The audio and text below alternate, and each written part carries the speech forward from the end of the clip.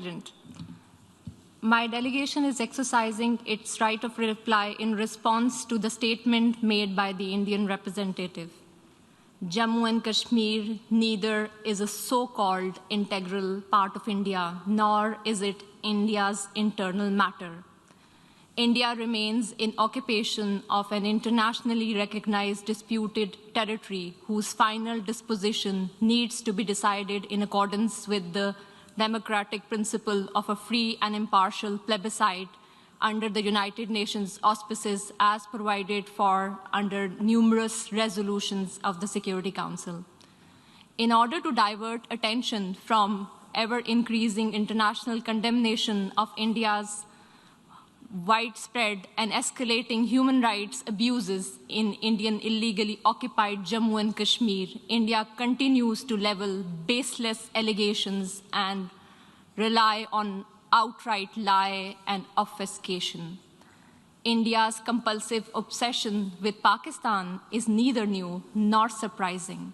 It has permeated its ruling elite and governance structures. But there is a method to this obsession, as it underpins India's electoral and foreign policy under the ruling RSS-BJP Hindutva-inspired government.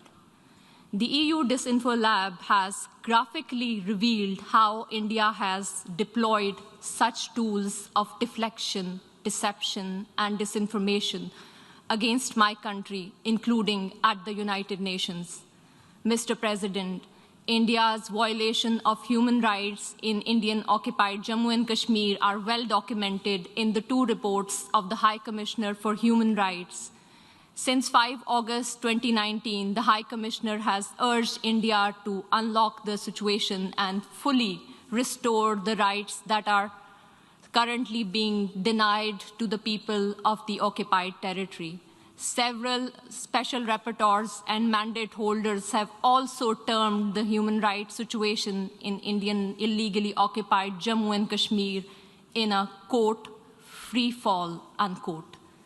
Major human rights organizations, including Human Rights Watch and Amnesty International, have expressed similar serious concerns about India's human rights violation, including in the occupied territory.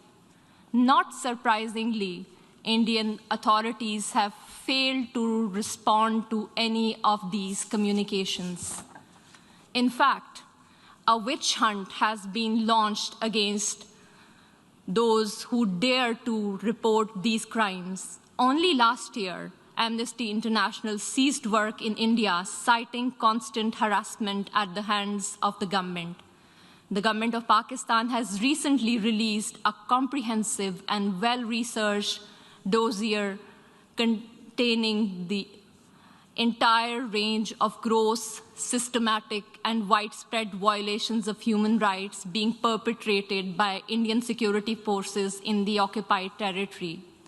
We call upon the international community to take cognizance of the compelling evidence and hold India accountable for the heinous crimes. If India has nothing to hide, it must accept a United Nations Commission of Inquiry and agree to implement the Security Council resolutions stipulating a plebiscite to enable the people of Jammu and Kashmir to exercise their right to self-determination.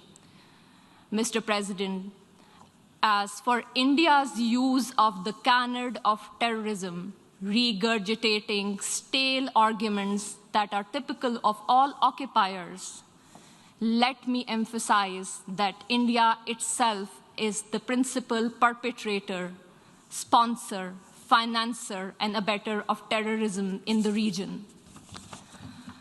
Today, India is involved in at least 4 different types of terrorism. First, India is resorting to state terrorism to suppress the people of Indian illegally occupied Jammu and Kashmir. Since 1989, Indian occupation forces have killed more than 96,000 Kashmiris, widowed around 23,000 women, and used rape as a weapon of war and orphaned more than 108,000 children. Second, it is funding and supporting terrorist organizations like the TTP, which are involved in numerous cross-border terrorist attacks against Pakistani military and civilian targets. Over the last decade, thousands of Pakistanis have lost their lives or have been injured as a result of these Indian-sponsored terrorist attacks.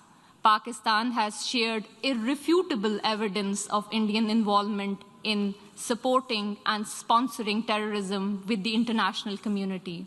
Third, India is financing and organizing mercenary terrorist organizations against Pakistan to impede economic growth and prosperity of the region. India's National Security Advisor, Mr. Ajit Dole, has publicly admitted supporting and financing of such mercenaries. The captured Indian spy, Kulbhushan Jadhav, has also confessed to organizing such terrorism in Pakistan. Fourth, India is being guided by a supremacist ideology that has mainstreamed Islamophobia and bigotry against minorities, particularly Muslims, in its political discourse.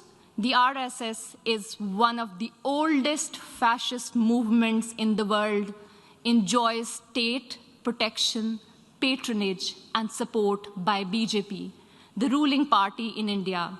It was RSS which was responsible for pogrom in Gujarat in 2002, which killed over 2,000 innocent Muslim children, women, and men. These anti-Muslim pogroms were later repeated in Mumbai and Delhi. One cannot expect anything new from the purveyor of Hindutva. In today's incredibly intolerant India, the 200 million strong Muslim minority faces frequent lynching by cow vigilantes, pogroms by RSS thugs with official complicity, discriminatory citizenship laws to disenfranchise Muslims, and a concerted campaign to destroy mosques and the rich Muslim heritage of India. Mr. President, for the edifice of fascism is in an advanced stage of construction in India today. The Hindutva order of the ruling party has created an atmosphere of fear among all minorities, including Muslims, Christians, Sikhs, and Dalits. The Indian delegation would do well to reflect on the deeply troubling trajectory their state is embarked upon, rather than indulging in patent falsehood about Pakistan. India must realize that it has continuously and miserably failed to suppress Kashmiris living under its occupation from demanding their inalienable right to self-determination. I thank you. Je remercie l'honorable représentante du Pakistan.